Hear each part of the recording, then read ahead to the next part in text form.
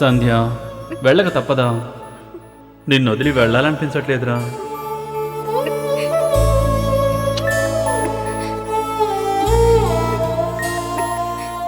నన్ను క్షమించండి.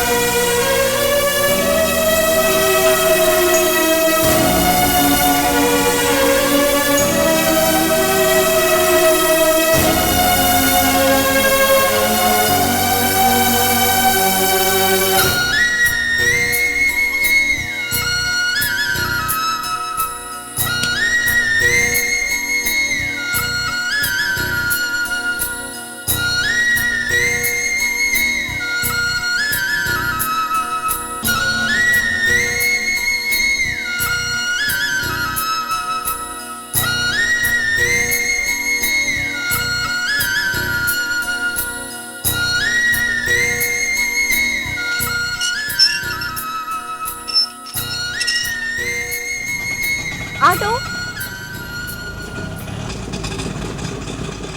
ఆనంద్ నగర్ వస్తావా?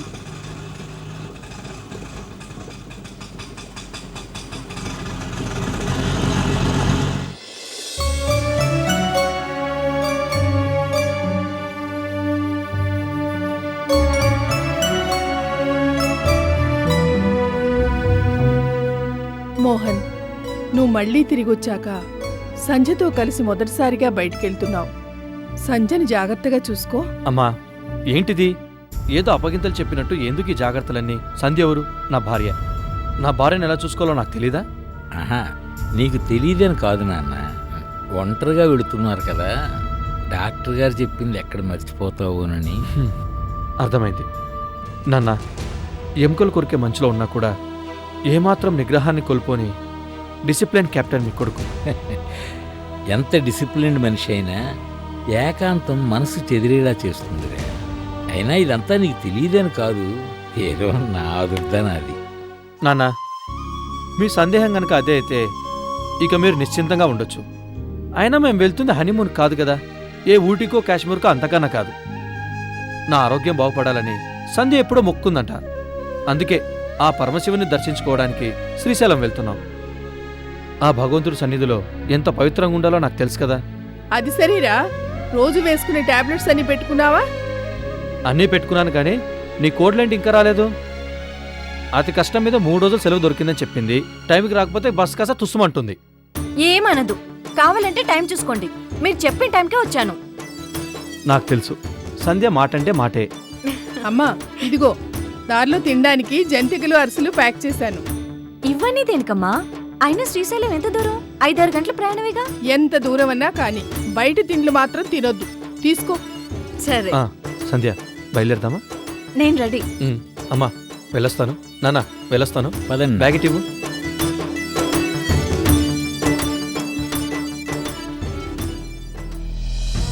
అమ్మా సంజ, జాగ్రత్త అమ్మా. ఎలా నెగ్గుకొస్తావో ఏమో, అంతా నీ చేతుల్లోనే ఉంది. నీకు నువ్వు కోరి కోరి అగ్ని పరీక్షకు సిద్ధపడుతున్నావు. ఆ పరమేశ్వరుని భక్తితో ప్రార్థించు. ఈ పరీక్షలో నువ్వు గెలవాలని, క్షేమంగా ఇంటికి తిరిగి రావాలని. సంధ్య వస్తున్నావా? వస్తున్నానండి. వస్తానమ్మా. మంచిదమ్మా.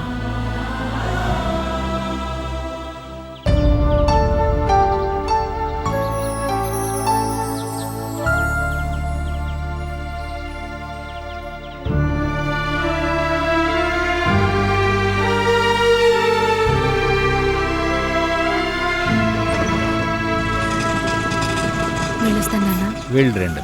వస్తానమ్మా. సరేనమ్మా.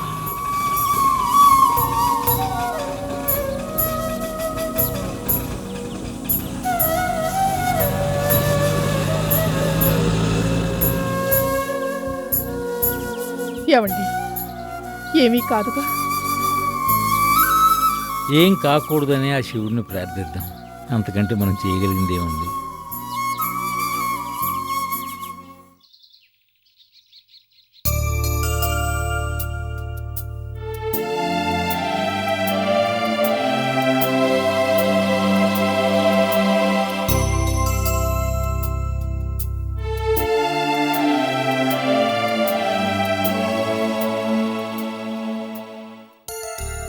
ఎలా ఉంది? బానే ఉంది.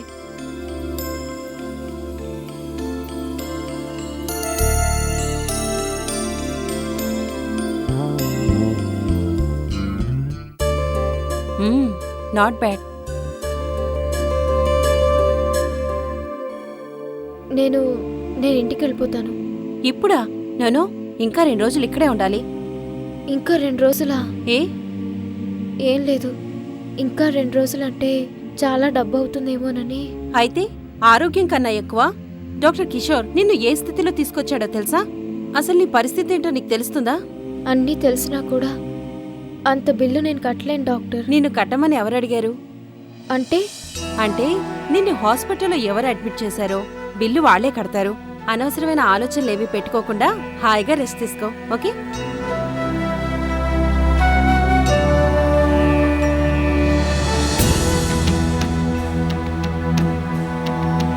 వీల్లేదు, నేనెవరికీ భారం కావడానికి వీల్లేదు.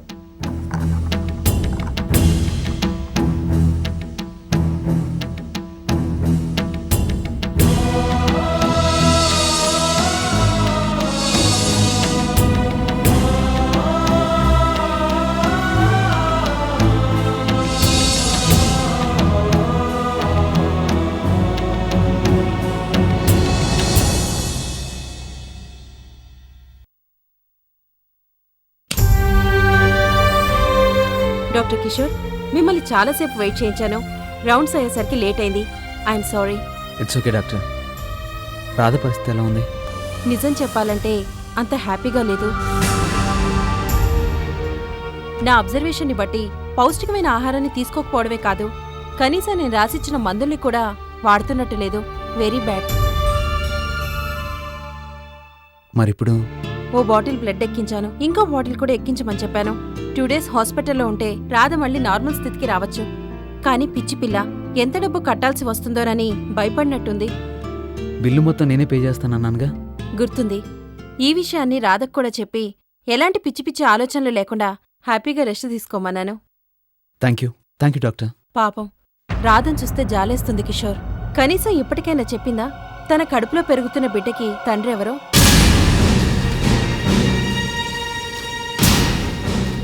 నాకైతే ఒక్కోసారి మండిపోతుంది కిషోర్. అవసరం తీరాక ఆడదాన్ని నడి రోడ్డు మీదకి తోసేసే మగాళ్ళని చూస్తుంటే గుండె బగ్గుమంటుంది. రాధని ఈ స్థితికి తీసుకొచ్చిన రాస్కెల్ ఎవడో గాని వాణ్ణి నడి రోడ్డు మీద నిలబెట్టి షూట్ చేయాలి. ఏంటి, మీ మగజాతిని గురించి కామెంట్ చేశానని ఫీల్ అవుతున్నారా? No, your right doctor. తప్పు చేసిన వాడికి శిక్ష పడే తీరాలి. ఈ పాటికి భగవంతుడు ఆ రాస్కెల్కి తగిన శిక్ష విధించుంటాడు. అయినా ఏం లాభం? ఆ రాస్కెల్ ఏమవుతాడో వదిలేయండి. కానీ రాధేమవుతుంది? అన్వాంటెడ్ ప్రెగ్నెన్సీని భరించి ఓ బిడ్డని కని లైఫ్ లాంగ్ ఎలా పెంచుతుంది? తలుచుకుంటేనే బాధేస్తుంది. Really I pity her. అందుకే డాక్టర్, రాధను జాగ్రత్తగా చూసుకోమని మీకు మరీ మరీ చెప్తున్నాను. Mister Kishore, don't worry. I will take care of her. ఓ డాక్టర్గా అది నా బాధ్యత. Thank you doctor. నేను ఒకసారి రాధను పలకరించి వెళ్తాను. Okay, carry on.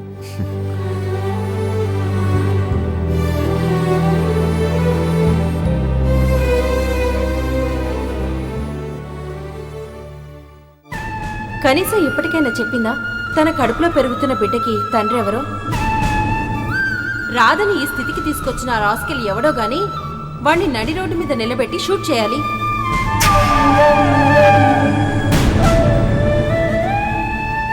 అన్వాంటెడ్ ప్రెగ్నెన్సీని భరించి ఓ బిడ్డని కని లైఫ్ లాంగ్ ఎలా పెంచుతుంది? తలుచుకుంటేనే బాధేస్తుంది. Really I pity her.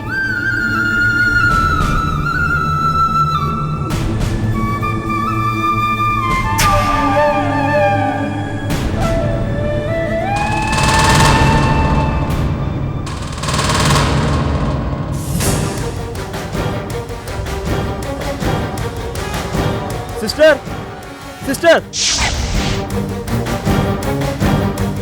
రాదేది ఉండమన్నా ఉండకుండా ఇప్పుడే వెళ్ళిపోయింది సార్. వెళ్ళిపోయిందా? అవును సార్, డాక్టర్ గారు కోపడతారు, అలా డిశ్చార్జ్ కాకుండా వెళ్ళిపోకూడదని చెప్పినా వినలేదు. మై గాడ్, ఈ సంగతి డాక్టర్ గారికి చెప్పా? చెప్దామనే వెళ్ళాను, ఇంతలో మీరు పిలిచారు. సరే పద. Bad, very bad. ఆ పిల్ల వెళ్ళిపోతుంటే నువ్వేం చేస్తున్నావు? సెక్యూరిటీతో చెప్పి ఆఫ్ చేయలేకపోయావా? నేనెంత చెప్పినా వినకుండా కారిడార్లో నుంచి పరిగెత్తుకుంటూ వెళ్ళిపోయింది మేడం. ఈలోగా సార్ వచ్చారు. సరే నువ్వు వెళ్ళు. డాక్టర్ కిషోర్, ఇలాగైతే చాలా కష్టం. అయినా బిల్లు మీరు పే చేస్తానన్నా కూడా తనకేంటి అభ్యంతరం? అభిమానం అడ్డొచ్చి ఉంటుంది. నాన్సెన్స్. అభిమానానికి పోతే ప్రాణమే పోతుంది.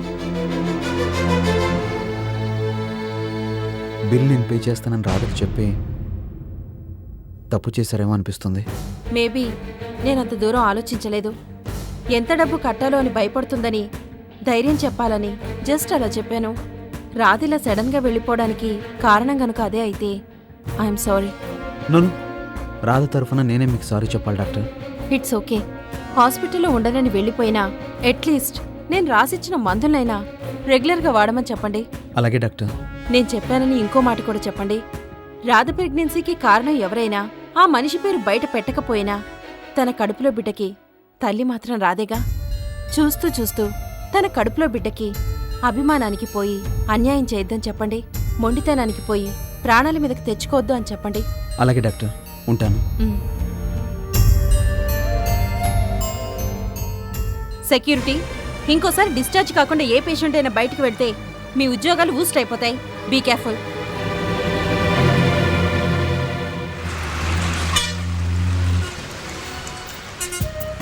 Good morning sir. Good morning. Good morning sir. Very very good morning. Sanjay ఇంకా రాలేదా? లేదు సార్, 3 days లీవ్ పెట్టింది. లీవ్ పెట్టిందా? ఆశ్చర్యంగా ఉంది. ఆనంద్ మలేషియాకి వెళ్దామంటే ఆఫీసులో బోలెడు వర్క్ ఉంది, కుదరదు అని చెప్పిద్దట. మరి ఇంత సడన్ గా? తెలీదు సార్. క్లోజ్ ఫ్రెండ్వి, నీ కూడా చెప్పలేదా? లేదు సార్, మీరు వస్తే ఈ లీవ్ లెటర్ ఇమ్మని చెప్పింది.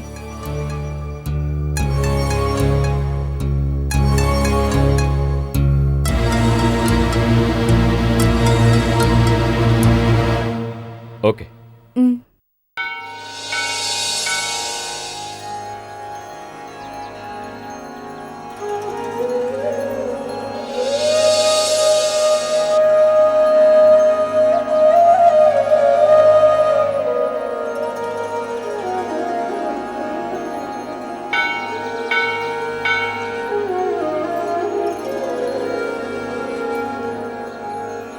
ब्रह्ममुरारिसुरार्चितलिङ्गम्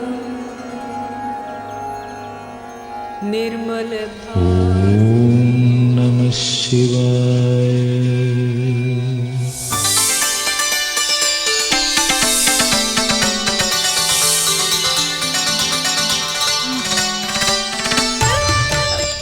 అబ్బా ఉండండి. ఏంటి అప్పుడే వెళ్ళిపోయావా? కాసేపు ఆగుదామా? పర్వాలేదు. ఏంటి ఎవరైనా చూస్తారని భయమా? చూస్తే మాత్రం మనకేంటి? భార్యాభర్తలు ఆ మాత్రం ముట్టుకోరా? భలే దానివే. పద. ఏమండి, कामदहन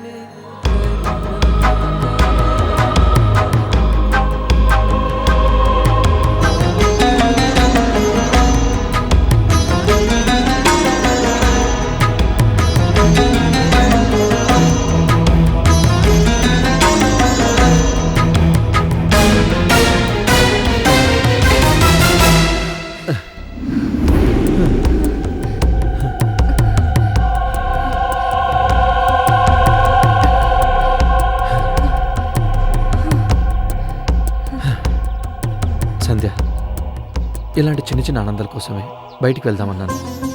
నీతో కలిసి ఇలా గుడిమెట్లు ఎక్కుతుంటే ఎలా ఉందో చెప్పనా? ఎంత అలసటగా ఉన్నా జీవితాంతం నీతో కలిసి ఇలా నడుస్తూనే ఉండాలనిపిస్తుంది. చివరికి ఆ యమధర్మరాజు వచ్చి పిలిచినా నేను చేస్తే రానని చెప్పాలనిపిస్తుంది.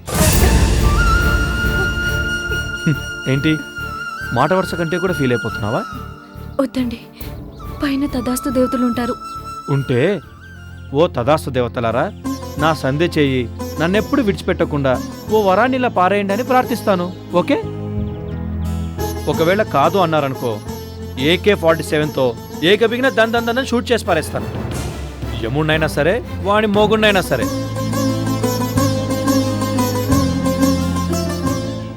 ఈ చేతిని నా నుంచి దూరం చేయాలని చూస్తే ఎవరినైనా సరే అంతే. కమాన్ కమాన్.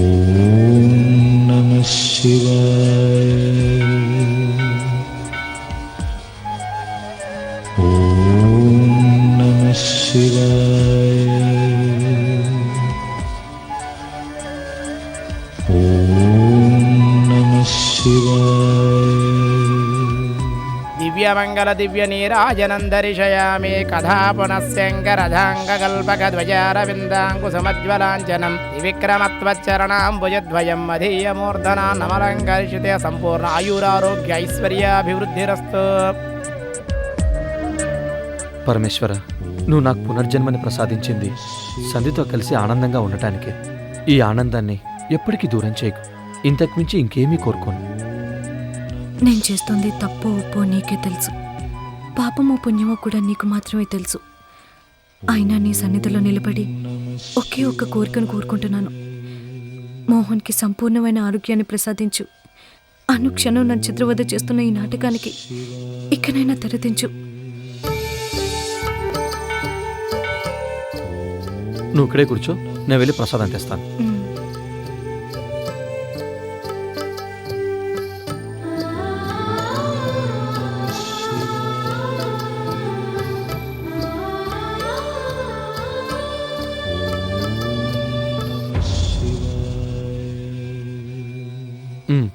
ఇప్పుడు చెప్పు, ఆ దేవుని ఏం కోరుకున్నావు? ముందు మీరే చెప్పండి. ఇంకేం చెప్పాలి? నా గుండె లబ్డబ్ లబ్డబ్ అని కాదు, సంధ్య సంధ్య అని కొట్టుకుంటుంది. ఈ గుండె కొట్టుకున్నంత కాలం సంధ్య నాకు దూరం చేయకు అని. మరి నువ్వు? నేను చెప్పు. నా పసుపు కుంకుమలో చల్లగా ఉండాలని.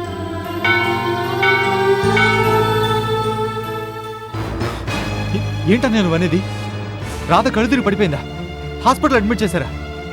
ఏంటి, డిశ్చార్జ్ చేయకుండానే హాస్పిటల్ నుంచి వెళ్ళిపోయిందా? మై గాడ్, నేను ఇప్పుడే బయలుదేరుతాను. ఏంట్రా రాధ హాస్పిటల్ అంటున్నావు? అవునమ్మా, కిషోర్ అనే ఫోన్ చేశాడు. రాధ కళ్ళు తిరిగి పడిపోతే తనే తీసుకెళ్లి హాస్పిటల్లో జాయిన్ చేశాడంట. కానీ రాధ 2 రోజులు హాస్పిటల్లో ఉండాలని చెప్పినా వినకుండా అక్కడి నుంచి చెప్పకుండా వచ్చేసిందంట. ఏ హాస్పిటల్ రా? ఆ వివరాలనే వచ్చాక చెప్తానమ్మా. వస్తాను.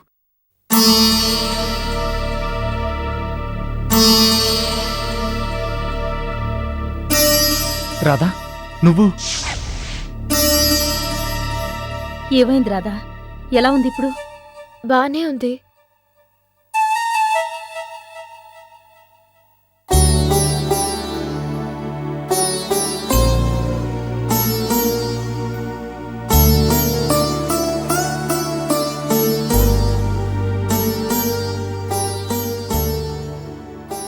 అసలు ఏం జరిగిందో చెప్పకుండా అలా మౌనంగా ఉంటే ఏంటి అర్థం? కంగారు పడాల్సిందేం జరగలేదు. ఏమీ జరగకపోతేనే నిన్ను కిషోర్ అనే హాస్పిటల్లో జాయిన్ చేశాడా? ఏమీ జరగకపోతేనే డాక్టర్ నీకు బ్లడ్ ఎక్కించిందా? ఏమీ జరగకపోతేనే నువ్వు 2 రోజులు హాస్పిటల్లో ఉండాలని చెప్పారా? అయినా హాస్పిటల్లో ఉండాలని చెప్తే నువ్వు చెప్పబెట్టుకుని ఎందుకు వచ్చా?